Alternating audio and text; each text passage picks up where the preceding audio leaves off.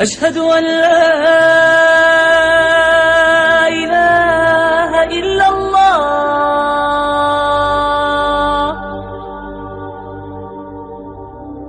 أشهد أن محمدا رسول الله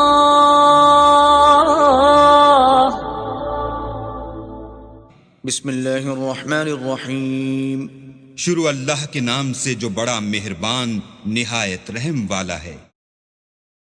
سبحان الذي أسرى بعبده ليلا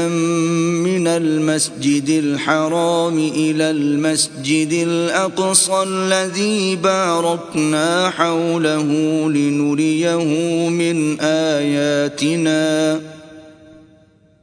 إنه هو السميع البصير۔ وہ ذات پاک ہے جو ایک رات اپنے بندے کو مسجد الحرام یعنی خانہ کعبہ سے مسجد اقصی یعنی بیت المقدس تک جس کے گردا گرد ہم نے برکتیں رکھی ہیں لے گیا تاکہ ہم اسے اپنی قدرت کی نشانیاں دکھائیں۔ بے شک وہ سننے والا اور دیکھنے والا ہے۔ وآتينا موسى الكتاب وجعلناه هدى لبني إسرائيل ألا تتخذوا من دوني وكيلا۔ اور ہم نے موسیٰ کو کتاب عنایت کی تھی اور اس کو بنی اسرائیل کے لیے رہنما مقرر کیا تھا کہ میرے سوا کسی کو کارساز نہ ٹھہرانا۔ ذرية من حملنا مع نوح إنه كان عبدا شكورا۔ اے ان لوگوں کی اولاد جن کو ہم نے نوح کے ساتھ کشتی میں سوار کیا تھا، بے شک نوح ہمارے شکر گزار بندے تھے۔ وَقَضَيْنَا إِلَى بَنِي إِسْرَائِيلَ فِي الْكِتَابِ لَتُفْسِدُنَّ فِي الْأَرْضِ مَرَّتَيْنِ وَلَتَعْلُنَّ عُلُوًّا كَبِيرًا۔ اور ہم نے کتاب میں بنی اسرائیل سے کہہ دیا تھا کہ تم زمین میں 2 دفعہ فساد مچاؤ گے اور بڑی سرکشی کرو گے۔ فَإِذَا جَاءَ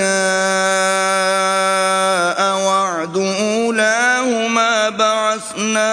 عَلَيْكُمْ عِبَادًا لَنَا أُولِي بَأْسٍ شَدِيدٍ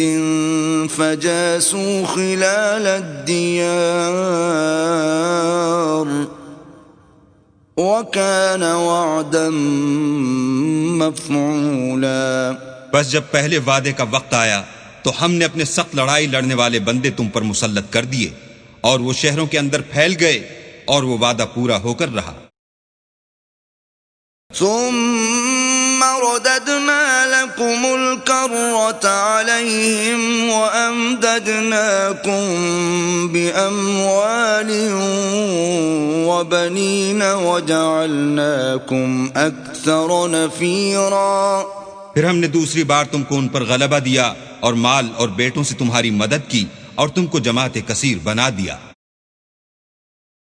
ان احسنتم احسنتم لانفسکم وان اسأتم فلها فإذا جاء وعد الآخرة ليسوءوا وجوهكم وليدخلوا المسجد كما دخلوه أول مرة وليتبروا ما علوا تتبيرا۔ اگر تم نیکوکاری کرو گے تو اپنی جانوں کے لیے کرو گے اور اگر اعمال بد کرو گے تو ان کا وبال بھی تمہاری جانوں پر ہوگا۔ پھر جب دوسرے وعدے کا وقت آیا تو ہم نے پھر اپنے بندے بھیجے کہ تمہارے چہروں کو بگاڑ دیں اور جس طرح پہلی دفعہ مسجد بیت المقدس میں داخل ہو گئے تھے اسی طرح پھر اس میں داخل ہو جائیں اور جس چیز پر غلبہ پائیں اسے تباہ کر دیں۔ عسى ربكم أن يرحمكم وإن عدتم عدنا وجعلنا جہنم للکافرین حصیرا۔ امید ہے کہ تمہارا پروردگار تم پر رحم کرے، اور اگر تم پھر وہی حرکتیں کرو گے تو ہم بھی وہی پہلا سلوک کریں گے، اور ہم نے جہنم کو کافروں کے لیے قید خانہ بنا رکھا ہے۔ ان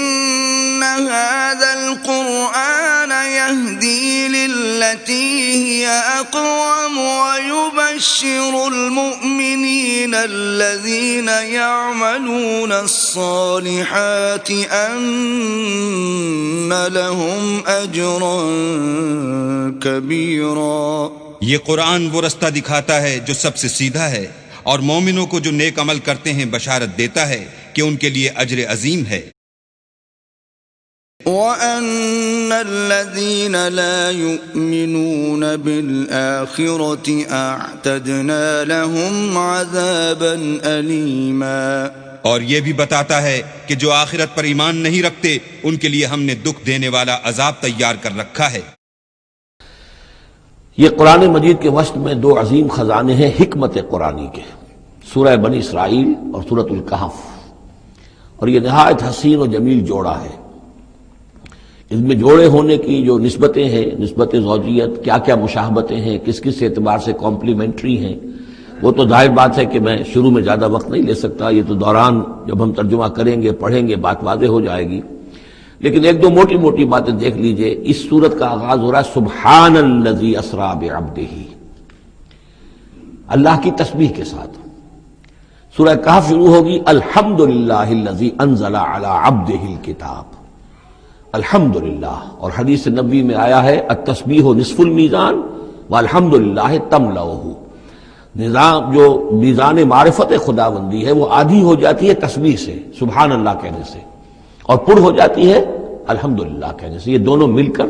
گویا کہ معرفت خداوندی کا جو بھی انسان کے پاس ہو سکتا ہے اثاثہ اور جو پونجی ہو سکتی ہے اس کی تکمیل ہو جاتی ہے۔ یہ ہم آگے چل کر المسبحات میں اس مضمون پر تفصیلی گفتگو کریں گے، لیکن یہاں نوٹ کر لیجئے تسبیح سے شروع ہو رہی ہے سورہ بنی اسرائیل، اور تحمید سے الحمدللہ الذی انزل علی عبدہ الکتاب۔ پھر یہ کہ یہاں ہے ذکر اللہ اپنے بندے کو لے گیا، وہاں ہے اللہ نے اپنے بندے پر کتاب اتاری، یہ گویا کہ ریسیپروکل معاملہ ہو رہا ہے۔ دونوں جگہ عبد کا لفظ آیا، رسول کا لفظ نہیں آیا۔ سبحان الذی اسری بعبدہ، الحمدللہ الذی انزل علی عبدہ الکتاب۔ اس طرح آخر میں آپ دیکھیں گے دو آیتیں اس سورہ مبارکہ کی جو ہیں قل سے شروع ہوں گی، قل ادعوا اللہ او ادعوا الرحمن ایما تدعوا فلہ الاسماء الحسنی، اسی طریقے سے آخری آیت بھی ہے، اور پھر اسی طریقے سے سورہ کہف کی بھی آخری دو آیتیں قل سے شروع ہوں گی۔ یہ چار قل ہیں، چار قل تو سورتوں کے ہیں، قل یا ایھا الکافرون اور قل هو اللہ احد اور قل اعوذ برب الفلق اور قل اعوذ برب الناس، چار قل بہت مشہور ہیں، لیکن یہ چار قل جو ہیں، دو آیتیں قل والی یہ جو سورہ بنی اسرائیل کے آخر میں آئیں گی، اور دو آیتیں قل والی جو سورہ کہف، نہایت عظیم آیات ہیں، اور ان دونوں میں بھی پھر وہی ریسیپروکل نسبت ہوگی جس کی طرف کہ میں نے اشارہ کیا ہے۔ ایک اور خاص بات یہ ہے ان دونوں صورتوں میں کہ یہ اس طریقے سے انٹرلاکڈ ہے،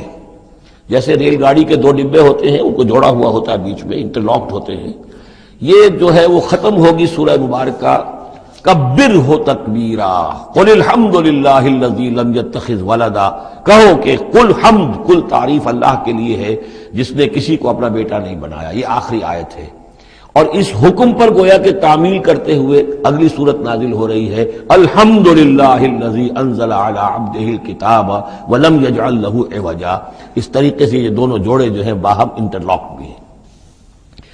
یہ سورہ بنی اسرائیل جو ہے اس کا پہلا رکوع اس اعتبار سے بہت اہم ہے، بہت عظیم ہے کہ اس میں بنی اسرائیل کی تاریخ کے چار ادوار کا تذکرہ ہے جو کہ حضور صلی اللہ علیہ وسلم کی بعثت تک گزر چکے تھے۔ 2000 برس کی تاریخ ان کی ہے جس کو کہ چار ادوار میں یہاں چار آیتوں میں سمو کر بیان کر دیا گیا۔ اس کا ہمارے لیے فائدہ کیا ہے کہ ایک حدیث نبوی میں آیا ہے لَيَأْتِيَنَّ عَلَىٰ أُمَّتِي مَا أَتَىٰ عَلَىٰ بَنِي إِسْرَائِيلَ حَزْوَ النَّعْلِ بِالنَّعْلِ، میری امت پر بھی وہ تمام حالات وارد ہو کر رہیں گے جو بنی اسرائیل پر وارد ہوئے، بالکل ایسے جیسے کہ ایک جوتی دوسری جوتی سے مشابہ ہوتی ہے۔ جوتیوں کا جوڑا زمین پر رکھا ہو تو آپ کو مختلف نظر آئیں گے، جوتیوں کے رخ جو ہیں وہ مختلف ہوں گے پنجوں کے حساب سے، لیکن اگر ان کے طلبوں کو جوڑ دیں گے تو معلوم ہوگا کہ ان میں کوئی فرق نہیں ہے۔ تو اسی طریقے سے 4 ادوار امت مسلمہ، امت محمد صلی اللہ علیہ وسلم کی تاریخ کے گزر چکے ہیں۔ تو گویا کہ اپنے آپ کو سمجھنے کے لیے بھی یہ آئینہ جو ہے ان آیات میں جو تاریخ بنی اسرائیل کا آ رہا ہے وہ بہت مفید ہے۔ چنانچہ اس پر میں نے آج سے کوئی سن 74 کی بات ہے، تو اب سمجھ لیجئے کہ اب 24 برس ہونے کو آ رہے ہیں، یا 23 برس تو ہو ہی چکے ہیں۔ میں نے مضمون لکھا تھا، وہ پھر پہلے تو اب چھپتا ہے چھوٹی شکل میں، وہ کتابچہ ہے تنظیم اسلامی کا تاریخی پس منظر، اور اس کے بعد ایک بڑی کتاب بھی اب آ چکی ہے، سابقہ اور موجودہ مسلمان امتوں کا ماضی، حال اور مستقبل۔ اردو میں وہ کتاب بھی موجود ہے جو اس موضوع پر ہے، لیکن اس ضمن میں جو کچھ مجھ پر کھلا ہے وہ در حقیقت ان آیات کے حوالے سے اور اس حدیث کی کنجی سے۔ وہ حدیث جو ہے گویا کہ وہ ایک کنجی کی حیثیت رکھتی تھی، جس سے کہ میں نے ان آیات میں جو خزانہ مضمر ہے علم کا اور معرفت کا اور معلومات کا، اس کو میں نے کھولا ہے اللہ کے فضل و کرم سے۔ اب جو ہے انگریزی میں بھی یہ کتابچہ جو ہے چھوٹا بھی موجود ہے، rise and fall of the مسلم امہ، اور دوسری طرف انگریزی میں اب دوسری کتاب کی بھی ترجمانی آ گئی ہے، لیسنز فرام ہسٹری، اور وہ سب کے سب جیسا کہ میں نے عرض کیا یہاں سے ماخوذ ہے۔ سبحان الذی اسری بعبدہ لیلا من المسجد الحرام الی المسجد الاقصی، پاک ہے وہ ذات کہ جو لے گئی راتوں رات اپنے بندے کو صلی اللہ علیہ وسلم مسجد الحرام سے، یعنی مکہ مکرمہ خانہ کعبہ کے پاس سے، الی المسجد الاقصی، دور کی مسجد کی طرف، یعنی یروشلم، مسجد اقصی جو کہ قبلہ رہا ہے بنی اسرائیل کا، الذی بارکنا حولہ، جس کے ماحول کو ہم نے بابرکت بنایا ہے۔ یہ بابرکت اس اعتبار سے بھی ہے کہ بہت ہی یعنی دنیاوی اعتبار سے بھی بہت زرخیز علاقہ ہے، بہت اچھی آب و ہوا ہے، اور اس اعتبار سے بھی کہ یہاں سینکڑوں نبی آئے ہیں، وہ حضرت ابراہیم کا مدفن بھی وہیں ہے، حضرت ابراہیم کا مسکن وہ رہا ہے، بہت سے انبیاء وہاں رہے ہیں، اور یہ جو مرکز رہا ہے یروشلم کا، ہیکل سلیمانی، یہ نہ معلوم کتنے نیک لوگ جو ہے یہاں رہے ہیں اور یہاں پر عبادتیں ہوتی رہی ہیں، تو وہ پورا ماحول جو ہے روحانی اعتبار سے بھی مادی اعتبار سے بھی بڑا بابرکت ہے۔ یہ اشارہ ہو رہا ہے معراج کے سفر کی طرف، جس کے 2 حصے ہیں، ایک حصہ زمینی اور ایک حصہ پھر آسمان کی طرف۔ زمینی حصہ یہ ہے کہ مسجد حرام سے اور مسجد اقصی یروشلم تک حضور کو لے جایا گیا، اور اس کے بعد پھر وہاں سے جو ہے اسینٹ، جو اوپر اٹھنا جو ہے آسمانوں کی طرف کا سفر جو ہے وہ شروع ہوا ہے۔ قرآن مجید میں یہاں صرف اس پہلے حصے کا ذکر کیا ہے، اور اس کا خاص سبب کیا ہے؟ اس کا سبب یہ ہے کہ اب گویا کہ اعلان ہو رہا ہے کہ محمد الرسول اللہ صلی اللہ علیہ وسلم کو اللہ تعالیٰ ان دونوں دین کے جو توحید کے عظیم مراکز تھے ان کا متولی بنا رہا ہے، محمد کو اور ان کی امت کو صلی اللہ علیہ وسلم وعلی اصحابہ الصلاۃ والسلام۔ اس حوالے سے آپ کو وہاں لے جایا گیا، وہاں تمام انبیاء کرام ان کی ارواح وہاں جمع ہوئی، جو بھی ان کو اللہ تعالیٰ نے اس کو جسد دیے ہوں گے، مثالی جسد دیے، جن حقیقتوں کو ہم نہیں جان سکتے، یہ تمام جو ہے پھر متشابہات میں آ جائے گا۔ وہاں حضور نے ان کی امامت کی، پھر وہاں سے آسمان کی طرف آپ کا سفر کا جو ہے وہ عروج کا، معراج کا سفر شروع ہوا ہے۔ اس کا ذکر قرآن مجید میں اس دوسرے حصے کا جو ہے وہ پھر سورۃ النجم میں آئے گا مختصر طور پر، یہاں صرف اس کے زمینی حصے کا ذکر ہے۔ سبحان الذی اسری بعبدہ لیلا من المسجد الحرام الی المسجد الاقصی الذی بارکنا حولہ لنریہ من آیاتنا، تاکہ ہم دکھائیں اسے اپنے بندے کو محمد کو صلی اللہ علیہ وسلم اپنی آیات۔ انہ هو السمیع العلیم، یقیناً سمیع البصیر، یقیناً وہی اللہ ہے سب کچھ سننے والا، سب کچھ دیکھنے والا۔ اب اس کے بعد وہ جو مرکز تھا وہاں پر، چونکہ بنی اسرائیل کی تاریخ کا وہ مرکز رہا ہے، حضرت سلیمان علیہ السلام نے اس کو تعبیر کیا تھا، تو اب ان کی تاریخ کا حوالہ شروع ہو رہا ہے۔ وآتینا موسیٰ الکتاب، اور ہم نے موسیٰ کو کتاب دی تھی یعنی تورات، وجعلناہ ھدی لبنی اسرائیل، اور ہم نے اسے بنایا تھا ہدایت نامہ، رہنمائی بنی اسرائیل کے لیے۔ وہ ھدی للناس اس معنی میں نہیں تھی کہ تمام نوع انسانی کے لیے ہو، بلکہ وہ در حقیقت بنی اسرائیل کے لیے ہدایت نامہ۔ وجعلناہ ھدی لبنی اسرائیل اللہ تتخذوا من دونی وکیلا، اور اس کی تعلیم کا لب لباب اور خلاصہ، توحید کا اصل جو جوہر ہے، مغز ہے، وہ کیا ہے؟ اللہ کے سوا کسی کو کارساز نہ سمجھو، مت پکڑو کسی اور کو میرے سوا کارساز،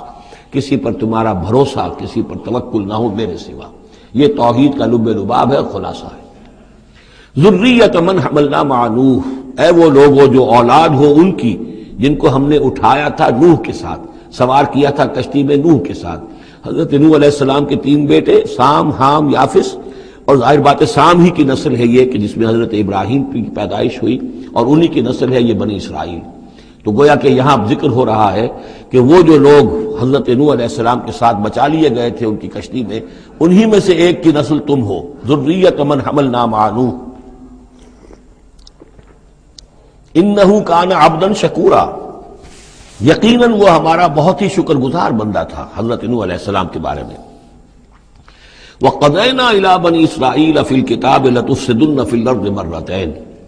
اور ہم نے یہ پہلے ہی متنبہ کر دیا تھا بنی اسرائیل کو کتاب میں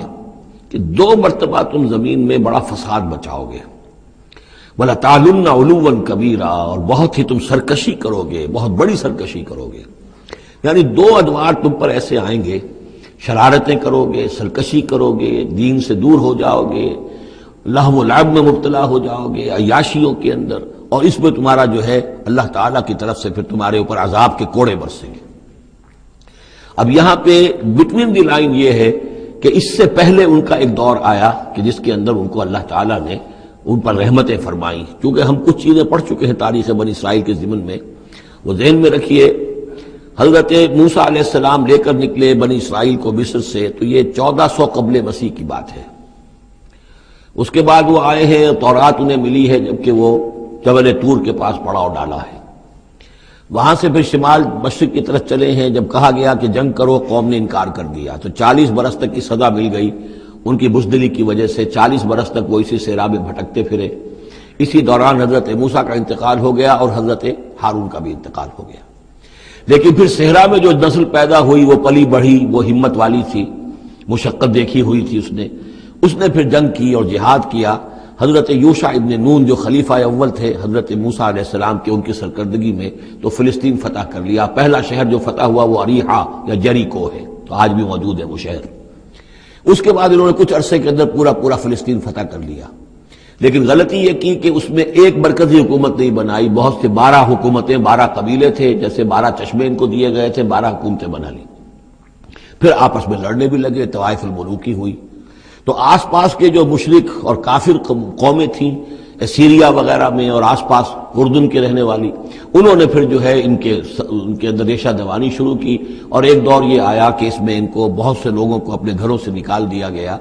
اور وہ لوگ بڑی زوال سے دوچار ہو گئے۔ تب انہیں ہوش آیا، انہوں نے سیموئیل نبی جو ان کے تھے ان سے کہا کہ ہمارے لیے سپہ سالار مقرر کیجئے، ایک سپہ سالار ہو تاکہ اس کے پیچھے ہم سب کے سب 12 کے 12 قبیلے جمع ہو کر جنگ کریں، تو پھر یہ کہ اپنے دشمنوں کو فتح حاصل ہو۔ یہ وقفہ تقریباً 300 برس کا ہے، جس کے بعد وہ جنگ ہوئی ہے طالوت اور جالوت کی، اور حضرت طالوت نے جالوت کو قتل کیا۔ پھر حضرت داؤد منظر پر آ گئے، پھر طالوت، حضرت داؤد اور حضرت سلیمان، یہ 3 ان کی حکومتیں ہیں تقریباً 100 برس پر پھیلی ہوئی۔ 16 برس طالوت کے، 40 برس حضرت داؤد کے، 40 برس حضرت سلیمان کے۔ یہ گویا کہ ان کی خلافت راشدہ ہے، جیسے ہمارے یہاں حضرت ابوبکر کا دور مختصر ہے، پھر حضرت عمر، پھر حضرت عثمان رضی اللہ تعالی عنہم، یہ مل کر جو ہمارے ہاں بنتے ہیں 24 برس 3 خلافتوں کے، ان کے ہاں یہ 100 برس کا عرصہ ہے۔ لیکن حضرت عثمان کے بعد آپ کو معلوم ہے کہ تقسیم ہو گئی تھی مملکت، اس لیے کہ حضرت علی رضی اللہ تعالی عنہ کی خلافت کو حضرت ابی معاویہ نے تسلیم نہیں کیا، تو شام اور مصر کے علاقے علیحدہ رہے۔ بالکل اسی طرح ہوا وہاں پر بھی کہ حضرت سلیمان کے بعد ان کے 2 بیٹوں میں جو مملکت تقسیم ہو گئی، ایک شمالی مملکت تھی جس کا نام اسرائیل تھا اور سامریہ اس کا دارالخلافہ تھا، ایک جنوبی تھی یہودا اور وہ اس کا جو ہے یا یروشلم اس کا دارالخلافہ۔ تو اس طریقے سے 2 ملک یہ بن گئے۔ یہ زمانہ ان کا ابھی عروج کا بہرحال ہے، کچھ کئی 100 برس ان کے عروج کے گزرے، پھر ان میں خرابیاں آئیں، پھر ان کے اندر شرک، مشرکانہ اوہام آ گئے، دنیا پرستی آ گئی، شریعت کا مذاق بنانا ہو گیا معاملہ، تو پھر ان پر زوال آیا۔ پہلا زوال جو آیا، پہلے اسیرینز نے شمالی مملکت جو تھی اسرائیل کی اس کو ختم کر دیا۔ یہ کوئی ختم کیا انہوں نے اس سے کافی پہلے 700-800 برس قبل حضرت مسیح کے۔ اس کے بعد جو اصل آیا ہے نبوکڈنضر جو نمرود تھا عراق کا، اس کا حملہ ہوا 587 قبل مسیح میں، انہوں نے یروشلم کو برباد کیا، 6 لاکھ کو قتل کیا، 6 لاکھ کو قیدی بنا کے لے گیا، اور یہ کہ یروشلم میں 2 اینٹیں سلامت نہیں رہنے دیں، اور ہیکل سلیمانی کو مسمار کر دیا۔ یہ ان کا بدترین دور آیا، تقریباً 125 برس یہ کیپٹیوٹی میں رہے بیبیلونیا میں، 6 لاکھ کو ہانک کر لے گیا وہاں پر، بدترین دور۔ تو پہلا عروج اس کا جو کلائمیکس تھا وہ طالوت اور داؤد اور سلیمان کا دور حکومت، اور پہلا زوال جس کا یوں سمجھیے کہ سب سے نیچے کی پوزیشن یہ ہے جو کیپٹیوٹی کا دور ہے ان کا۔ اس کے بعد حضرت عزیر علیہ السلام ان میں آئے، اللہ نے بھیجا، انہوں نے دعوت اصلاح توبہ کی منادی کی، پھر یہ لوگ کچھ ٹھیک ہوئے۔ ادھر یہ کہ ایران نے حملہ کیا تھا عراق پر اور ان کو آزاد کر دیا تھا کہ جاؤ تم، کہ خورس نے، ذوالقرنین نے، کہ تم جاؤ اور جا کر اپنا شہر دوبارہ آباد کر لو، تو یہ پھر آ گئے، حضرت عزیر کے ساتھ ہو کر آئے ہیں۔ تو یہ تقریباً 458 قبل مسیح میں پھر یہ دوبارہ آئے ہیں۔ تو یہ سمجھیے کہ 125 برس تک یہ جو شہر ہے اجڑا پڑا رہا ہے۔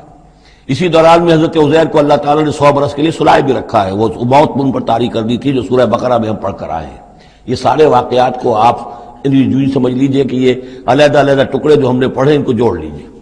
بہرحال پھر ان کے اندر یہ کہ ایک نیکی کی تحریک چلی، پھر ان کے اندر لوگوں نے توبہ کی، پھر اللہ نے انہیں دوبارہ ایک عروج عطا کیا، مکابی سلطنت قائم ہوئی، اور وہ جہاں تک دنیاوی حدود ہیں، زمینی حدود، وہ حضرت سلیمان کی مملکت سے بھی بڑی تھی۔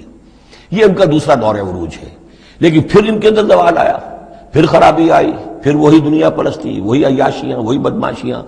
وہی مشرکانہ اوہام۔ اس کے نتیجے میں پھر ان پر جو کوڑے پڑے ہیں وہ پہلے تو پڑے ہیں یونانیوں کے ہاتھوں،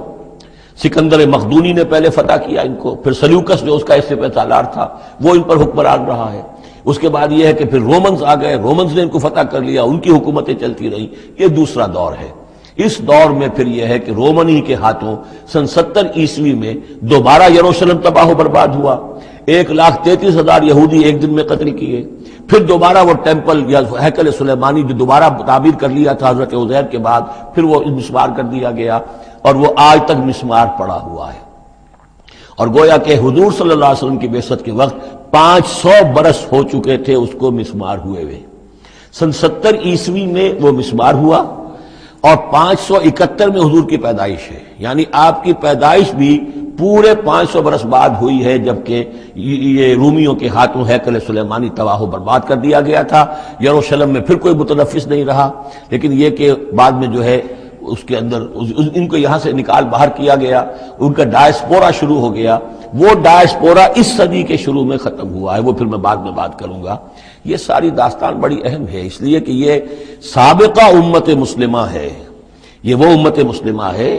جس کے ہاں 1400 برس تک نبوت رہی، جس کے ہاں 3 کتابیں نازل ہوئی ہیں، جن کے بارے میں قرآن میں 2 جگہ ہے، یا بنی اسرائیل اذکروا نعمتی التی انعمت علیکم وانی فضلتکم علی العالمین، میں نے تمام جہان والوں پر تمہیں فضیلت دی ہے۔ تو اسی طریقے سے پھر ان کو معزول جب کرنے کے بعد ہم سامنے آئے ہیں تو حضور نے بتایا وہی کچھ تم پر بھی ہوگا اور وہی کچھ ہم پر بھی ہوا ہے۔ ہمارا بھی پہلا عروج عربوں کی زیر قیادت تھا، پھر زوال آیا، پہلے پٹائی ہوئی کروسیڈرز کے ہاتھوں، پھر جو پٹائی ہوئی ہے، بڑی پٹائی جو ہوئی ہے وہ ہوئی ہے پھر ہلاکو اور چنگیز کے ذریعے سے، فتنہ تاتار۔ اس کے بعد پھر جو ہے وہ قیادت بدل گئی، عربوں کی قیادت کے بجائے ترکوں کی قیادت آ گئی۔ وہ وہی لوگ جنہوں نے لاکھوں کروڑوں مسلمان قتل کیے پھر وہ ایمان لے آئے، اسلام لے آئے، انہی کے ذریعے کی مختلف حکومتیں بنی، ترکان تیموری اور ترکان صفوی اور ترکان سلجوقی اور ترکان عثمانی۔ لیکن اس کے بعد پھر ان پر بھی زوال آیا، وہ ہم نے دیکھ لیا اس صدی میں گریٹ اوٹومان امپائر جو ہے اس صدی کے شروع میں ختم ہو گئی، اور ہم پر بھی جو دوسرا جو دور آیا عذاب کا وہ یورپ کی قوموں کے ذریعے سے آیا، کہیں انگریز آ گئے، کہیں فرانسیسی آ گئے، کہیں اطالوی آ گئے، کہیں اسپینیئرز آ گئے، کہیں ڈچ آ گئے۔ تو جیسے کہ یہودیوں پر بھی دوسرا عذاب جو آیا تھا وہ گریکس اور رومنز کے ہاتھوں،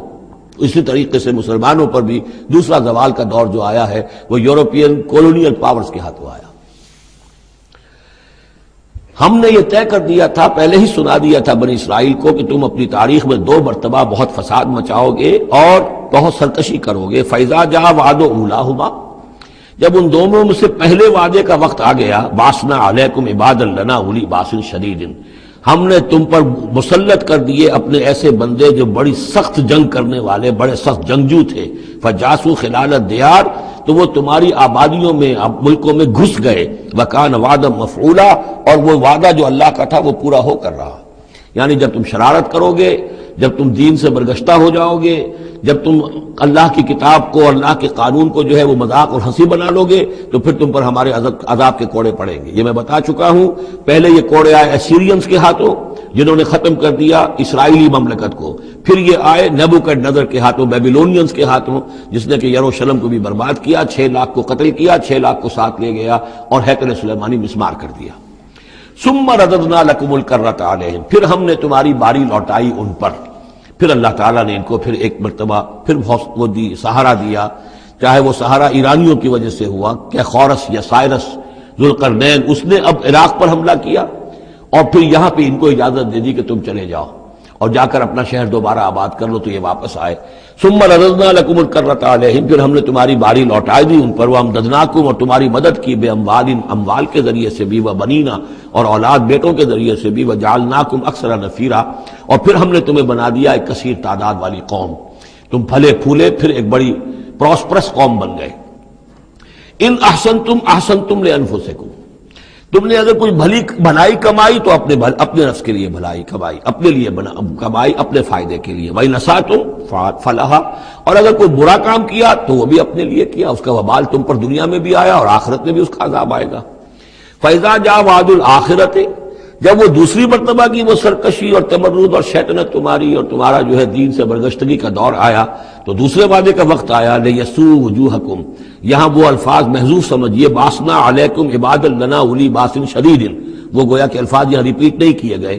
دوبارہ پھر ہم نے تمہارے اوپر ایسے زوردار لوگوں کو مسلط کیا، لِيَسُوءُ وُجُوهَكُمْ، تاکہ وہ تمہارے چہروں کو بگاڑ دیں، تمہارے حلیے بگاڑ دیں، وَلَيَدْخُلُوا الْمَسْجِدَ كَمَا دَخَلُوهُ أَوَّلَ مَرَّةٍ، اور وہ داخل ہوں مسجد میں، یعنی مسجد اقصیٰ میں، ہیکل سلیمانی میں، جیسے کہ وہ داخل ہوئے تھے پہلی مرتبہ، جیسے بے حرمتی کی تھی بیبیلونینز نے بیت المقدس کی اور ہیکل سلیمانی کی، ایسی ہی بے حرمتی پھر کی ہے ٹائٹس رومی نے سن 70 عیسوی میں اس ہیکل کی بھی، اور ہیکل کو مسمار کر دیا۔ لِيَدْخُلُوا الْمَسْجِدَ كَمَا دَخَلُوهُ أَوَّلَ مَرَّةٍ وَلِيُتَبِّرُوا مَا عَلَوْا تَتْبِيرًا، اور یہ کہ تباہ و برباد کر دیں ہر اس شے کو جس کے اوپر بھی ان کو اختیار اور قبضہ حاصل ہو جائے۔ عسیٰ ربکم ان یرحمکم، یہ دور گزر چکے 2000 برس، یعنی ان کا سیکنڈ جو سمجھیے کہ زوال کی انتہا تھی وہ چلی آ رہی تھی 500 برس سے محمد الرسول اللہ صلی اللہ علیہ وسلم کی بعثت کے وقت تک، ایک عروج، ایک زوال، پھر عروج، پھر زوال، اور زوال کو 500 برس ہو گئے تھے جبکہ حضور کی بعثت ہوئی اور یہ قرآن نازل ہوا۔ ان حالات میں کہا جا رہا ہے عسیٰ ربکم ان یرحمکم، تمہارا رب اب بھی تم پر رحم فرمانے کو تیار ہے، ممکن ہے کہ تمہارا رب تم پر رحم کرے۔ وَإِنْ عُدْتُمْ، اگر تم نے وہی روش اختیار کی، وہی کفر کیا، وہی حق کو ماننے سے انکار کیا اور اعراض کیا، عدنا، پھر ہم وہی کچھ کریں گے جو ہم نے پہلے کیا تھا۔ وَجَعَلْنَا جَهَنَّمَ لِلْكَافِرِينَ حَصِيرًا، اور ہم نے کافروں کے لیے جہنم کو تو باڑا بنا رکھا ہے، جیل تو بنا رکھی ہے ہم نے جو ان سب کا احاطہ کر لے گی، جس طرح کہ جانوروں کے باڑے میں بند کر دیا جاتا ہے، اسی طریقے سے قید خانہ ہم نے تیار کر رکھا۔ آخرت کا قید خانہ تو ہے ہی، اس دنیا میں بھی تم پر عذاب کے کوڑے برسیں گے۔ ان ھذا القرآن یہدی للتی ہی اقوم، دیکھو اب یہ قرآن جو ہم نازل کر رہے ہیں اپنے بندے محمد پر صلی اللہ علیہ وسلم، یہ گویا کہ اب شاہ درا ہے، اللہ کی رحمت میں داخل ہونا ہے تو اس سے داخل ہونا ہوگا، اس کو مانو تو تمہارے لیے اللہ کی رحمتوں کے دروازے پھر کھل جائیں گے۔ جو بھی اللہ نے وعدے کیے ہیں اپنے اس آخری نبی اور ان کی امت کے لیے، تم بھی اس میں شامل ہو جاؤ گے، انہی کی برکتوں سے تم بھی حصہ پاؤ گے۔ ان ھذا القرآن یہدی للتی ہے اقوم، یقیناً یہ قرآن ہے جو اب راستہ دکھا رہا ہے اور رہنمائی کر رہا ہے اس راہ کی طرف جو سب سے سیدھی ہے، اقوم۔ وَيُبَشِّرُ الْمُؤْمِنِينَ، اور بشارت دیتا اہل ایمان کو، الذین یعملون الصالحات، جو نیک عمل بھی کریں، ان لہم اجرا کبیرا، کہ ان کے لیے بہت بڑا اجر ہے، وَأَنَّ الَّذِينَ لَا يُؤْمِنُونَ بِالْآخِرَةِ، اب دیکھیے جہاں بھی وہ بات آتی ہے عمل کی خرابی کی تو ایمان بالآخرہ کا تذکرہ، اور وہ لوگ کہ جو ایمان نہیں رکھتے آخرت پر، اعتدنا لہم عذابا علیما، ان کے لیے تو ہم نے فراہم کیا ہوا ہے دردناک عذاب۔ یہ پہلا رکوع 10 آیات کا بہت ہی اہم ہے تاریخی اعتبار سے، اور اس کو سمجھنا چاہیے۔ یہ خد و خال یہ ہماری ہی گویا کہ امت مسلمہ ایک ہم ہیں، الحمدللہ امت محمد میں شامل ہے، لیکن یہ بھی ایک امت مسلمہ تھی، یہ سابقہ امت مسلمہ ہے، اور ابھی یہ ختم نہیں ہوئی، یہ موجود ہے۔ اگر ڈپوزڈ ہے، معزول کر دی گئی ہے، وہ دوسری بات ہے، اور تقریباً 2000 برس سے یہ بڑے سختیوں کے اندر تھی، لیکن اب تقریباً 100 برس سے یہ ابھر کر آ گئی ہے، اور یوں سمجھیے کہ اب 2 پتنگیں اوپر چڑھ رہی ہیں۔ ایک سابقہ امت مسلمہ کی 1917 سے چڑھنی شروع ہوئی، بالفور ڈکلریشن، 1948 میں اسرائیل بن گیا، 1967 میں اسرائیل کی جو توسیع ہو گئی، 1991 میں آپ کو معلوم ہے کہ جو اس کا اربوں میں ایک ہی دشمن ہو سکتا تھا جس سے اسے خطرہ تھا، عراق، اس کا مرکز نکال دیا گیا۔ اب وہ اس پورے علاقے کے اندر تو ایک اتنی بڑی طاقت ہے کہ کسی عرب ملک کے اندر یہ جرت نہیں ہے کہ وہ اسرائیل کا مقابلہ کر سکے۔ لیکن یہ کہ امت مسلمہ میں بھی رینائسنس شروع ہوا ہے، یہ بھی اپنے انتہائی زوال کو پہنچ چکی تھی اس صدی کے آغاز میں۔ پہلی جنگ عظیم کے بعد جب سلطنت عثمانیہ ختم ہوئی، خلافت ختم ہو گئی 1924 میں، تو اس کے بعد سے یہاں بھی ایک رینائسنس شروع ہو چکا ہے۔ یہاں بھی پھر آزادی کی تحریکیں چلیں، پھر جو ریوائیول کی تحریکیں، احیائی تحریکیں، جماعت اسلامی کی تحریک، اخوان کی تحریک، مظلومی پارٹی، اسی طریقے سے جو ایران میں تھے فدائی، یہ تحریکیں چل رہی ہیں۔ تو اس کو بھی جاننا بہت ضروری ہے کہ یہ جو صدی ہماری گزری ہے، اب ختم ہو رہی ہے، اس صدی کے دوران ہمارا ایک زوال کا عمل بھی چل رہا تھا، اور ایک یہ کہ ایک نئی ایک ترقی کی طرف بھی ہم آگے بڑھے ہیں رفتہ رفتہ۔ یہ دونوں پروسیس سائیڈ بائی سائیڈ، مرج البحرین یلتقیان بینہما برزخ لا یبغیان، یہ دونوں عمل چل رہے ہیں۔ ان تمام چیزوں کا صحیح اندازہ ہونا چاہیے، ذہن میں خاکہ ہونا چاہیے، تاکہ کوئی شخص دین کی خدمت کر رہا ہو تو اسے معلوم ہو زمان و مکان کے اعتبار سے میں کہاں ہوں، کس جگہ کھڑا ہوں، ماضی کیا ہے، سامنے کیا ہے، داہنے بازے کیا حالات ہیں۔ تو یہ ساری چیزیں جو ہیں ان کو سمجھنا بہت ضروری ہے۔ چنانچہ وہ جو میں نے چند کتابوں کا تذکرہ کیا ان کو غور سے پڑھیے، 2 مختصر ہیں، 2 ذرا اس سے بڑی ہیں۔